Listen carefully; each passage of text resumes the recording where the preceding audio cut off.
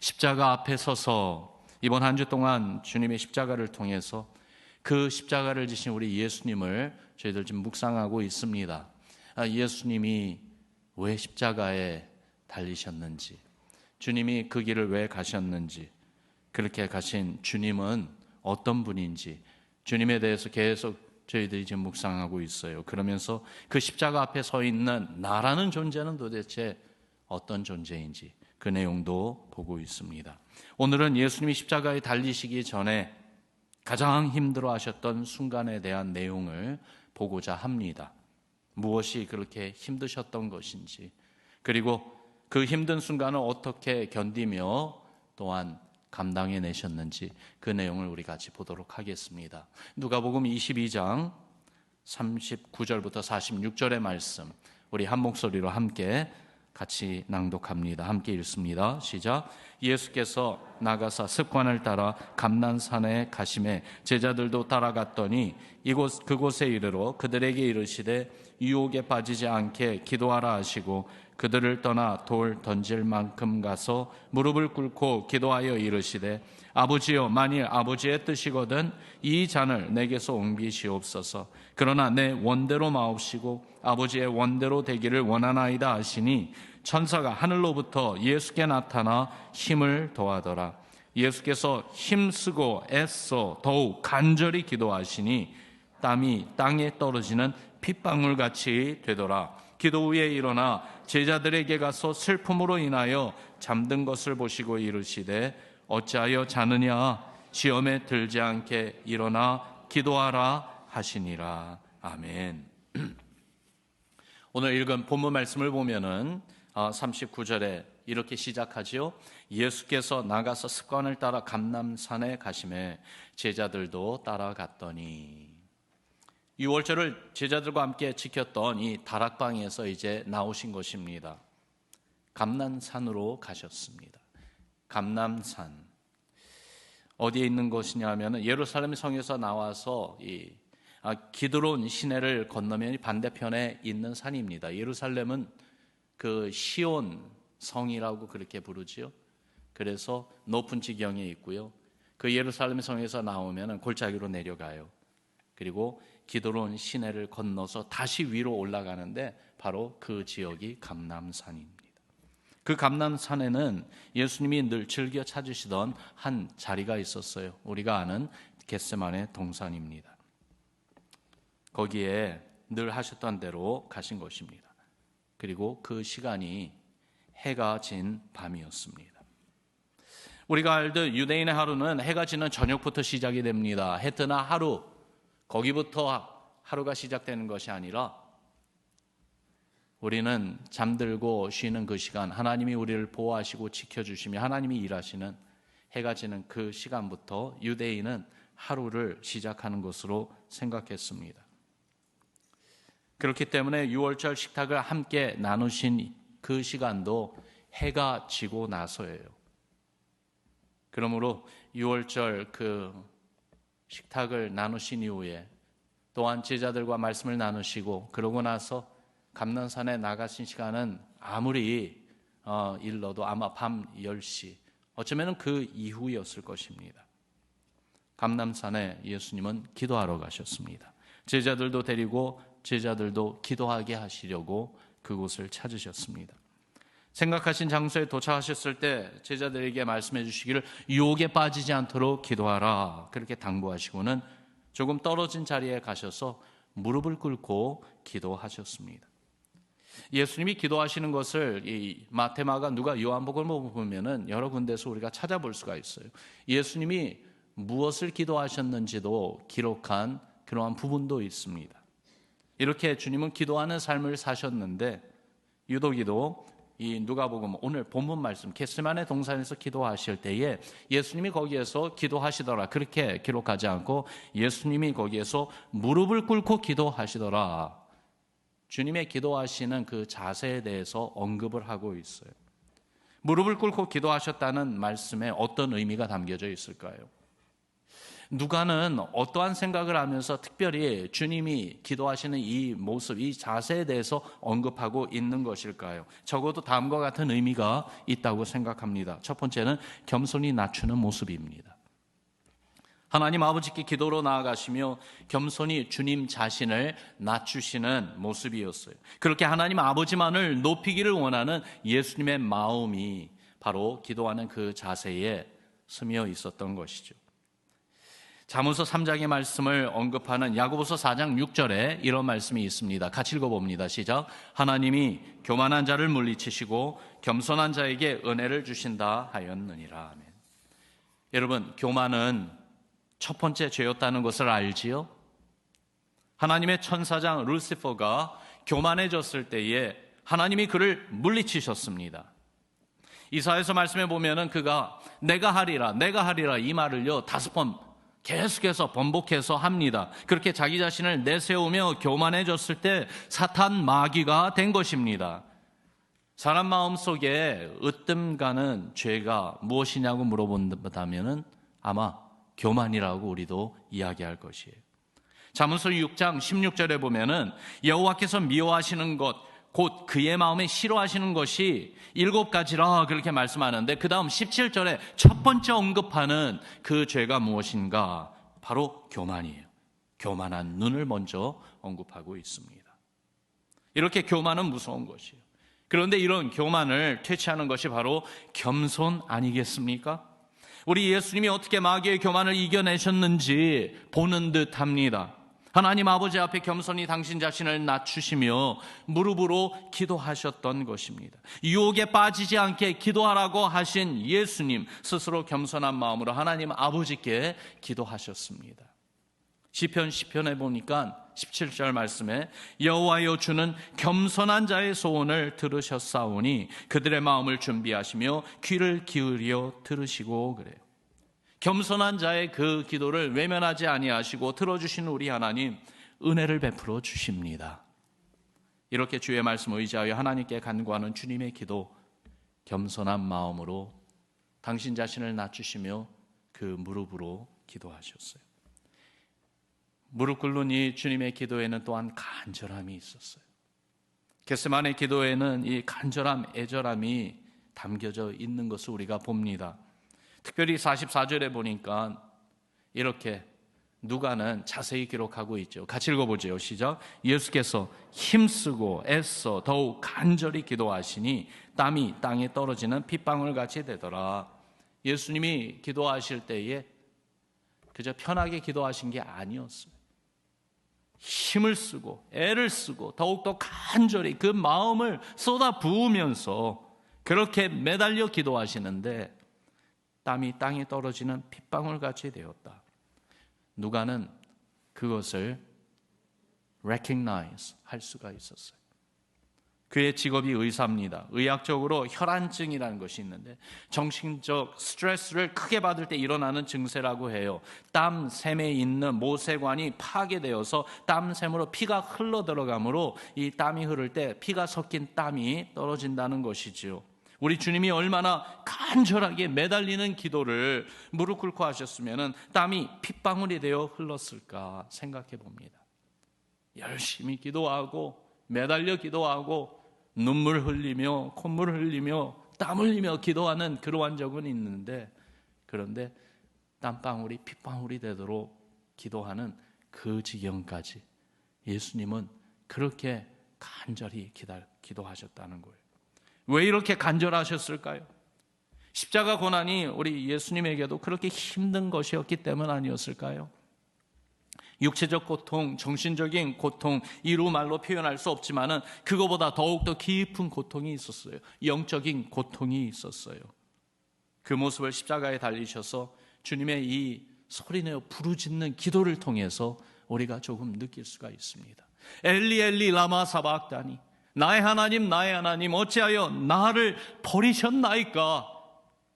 창세전 영원부터 영원까지 삼위일체 되시는 우리 하나님이세요. 사랑으로 하나이시고 뜻이 하나이시고 함께 나누시는 교제 가운데 행하시는 모든 일 가운데 하나이십니다. 잠시도 떨어지지 아니하십니다. 그런데 영원전부터 영원으로 이어지는 흐르는 그 시간대에서 항상 완벽한 하나를 이루신 그 성삼위일체의 하나님이 타임 컨티뉴엄, 흐르는 그 시간 가운데 한순간 정말 하나 되지 아니하시고 오히려 떨어지시는 그 순간이 있었던 것이죠. 예수님이 십자가에 달리신 그 순간, 나의 하나님 어찌하여 나를 버리시나이까 하면서 부르짖으시는 그 순간은 버림받는 고통과 괴로움으로 그 마음이 찢어지는 듯한 정말로 너무나도 힘들고 어려운 순간이었어요. 예수님에게만이 아니라 사랑하는 그 독생하신 아들 예수님을 바라보시는 하나님 아버지의 마음이 그렇게 힘들었고 또한 성령님의 마음이 그렇게 고통스러웠을 것이라 이 말씀이죠. 인간의 죄 때문에, 바로 여러분과 저의 죄 때문에 당하시는 고통이었습니다. 이 십자가의 고난을 아시기에 예수님은 간절히 기도하셨어요. 42절에 보니까 아버지여, 만일 아버지의 뜻이거든 이 잔을 내게서 옮기시옵소서. 그만큼 주의 십자가는 주님에게 무거운 것이었었어요. 그런데 당신이 원하는 것에 대한 간절함만이 아닙니다. 거기에 또 하나의 간절함이 있는데, 아버지여, 만일 아버지의 뜻이거든 이라고 기도하신 예수님, 그 기도의 결론을 어떻게 끝내십니까? 그러나 내 원대로 마옵시고 아버지의 원대로 되기를 원하나이다. 아버지의 뜻에 순복하고 따르고 싶어 한다는 것이에요.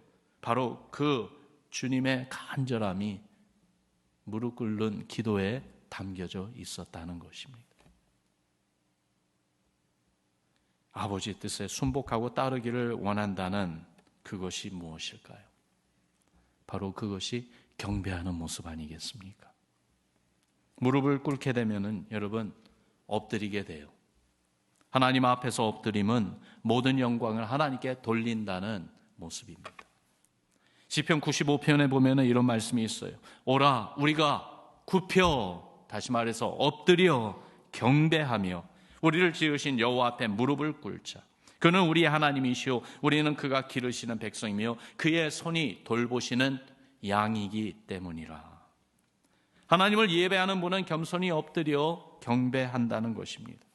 우리 주님이 무릎 꿇고 기도하시는 모습에는 이렇게 하나님 아버지의 뜻에 순종하며, 그러면 아버지의 뜻이 이루어짐으로 아버지의 영광이 드러나기를 간절히 소원하는 경배하는 마음이 있었어요. 그리고 이런 주님의 기도를 오늘 읽은 본문 가운데 보니까 천사가 와서 도왔다고 말씀하고 있어요. 43절에 천사가 하늘로부터 예수께 나타나 힘을 더하더라.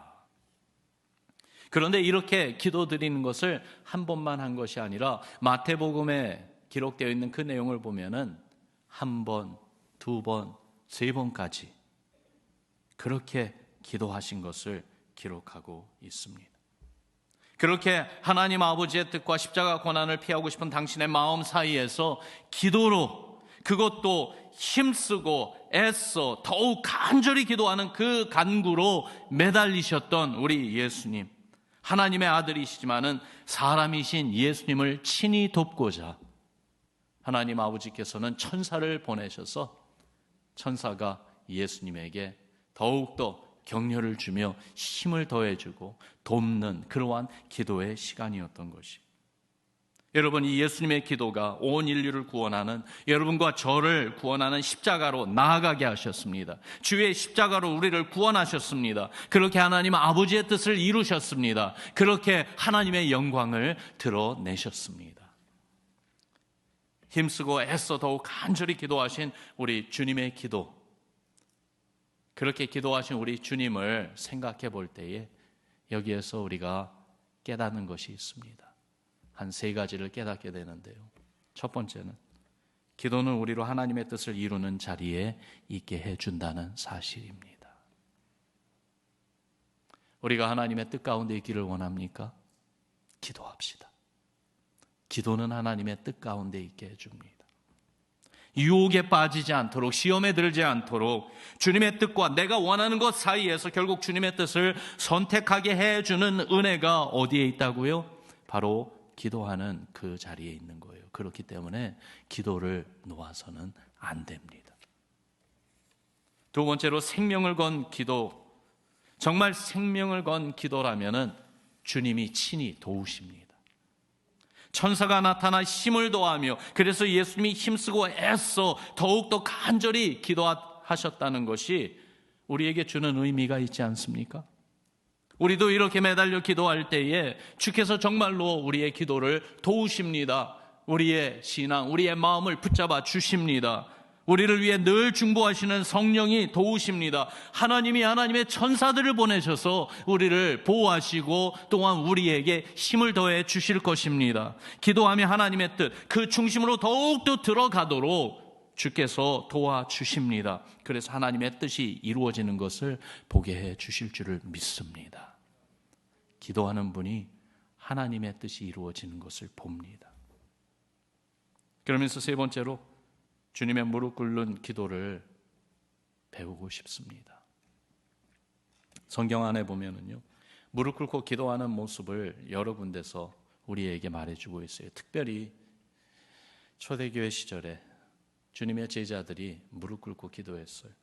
스데반이 순교당할 때 그가 기도했습니다. 그런데 성경에 보니까 그냥 기도한 것이 아니고 무릎을 꿇고 기도했다고 기록하고 있어요.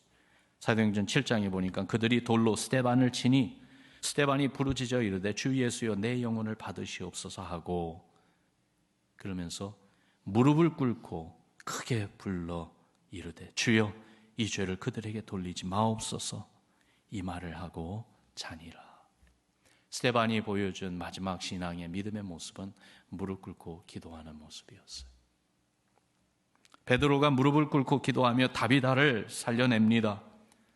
사도행전 9장에 보니까 베드로가 사람을 다 내보내고 무릎을 꿇고 기도하고 돌이켜 시체를 향하여 이르되 다비다야 일어나라 하니 그가 눈을 떠 베드로를 보고 일어나 앉는지라. 하나님 앞에 정말 이 생명을 다시 살아나게 해달라고 기도하는 그 간절한 기도, 베드로는 무릎을 꿇고 기도했어요. 바울이 에베소에서 온 장로들과 함께 마지막으로 기도하면서 이제 그들과 떠나기 전에 그 함께 했던 마지막 모습은 다른 모습이 아니라 무릎 꿇고 기도하는 모습이었어요. 사도행전 20장에 보니까 이 말을 한 후 무릎을 꿇고 그 모든 사람들과 함께 기도하니 다 크게 울며 바울의 목을 안고 입을 맞추고, 주님이 가신 그 십자가의 길을 따라가는 바울, 그래서 예루살렘에서 그를 기다리고 있는 고난이 있다는 것을 알면서 그 길을 피하지 아니하고 예수님이 십자가 골고다 언덕을 아버지의 뜻에 순종하여 갔듯이 그렇게 가는 그 바울, 그 바울이 그 고난을 감당하기 전에 했던 것은 바로 그를 격려하고 그를 위로해 주고자 하는 교회 지도자들과 함께 무릎 꿇고 기도하는 것이었어요. 에베소 교회에 쓴 편지에도 무릎 꿇고 기도한다고 바울은 이렇게 말합니다. 에베소서 3장에 있는 말씀 14절 15절 말씀 우리 같이 읽어봅시다. 시작. 이러므로 내가 하늘과 땅에 있는 각 족속에게 이름을 주신 아버지 앞에 무릎을 꿇고 비노니. 이렇게 주의 제자들이 무릎을 꿇고 기도할 때의 그 모습에는 예수님의 모습이 나타나지 않았을까요? 겟세마네 동산에서 겸손히 간절히 하나님을 경배하며 아버지의 뜻이 이루어지게 해달라고, 하나님의 구원이 이루어지게 해달라고 기도하는 그 기도 말입니다.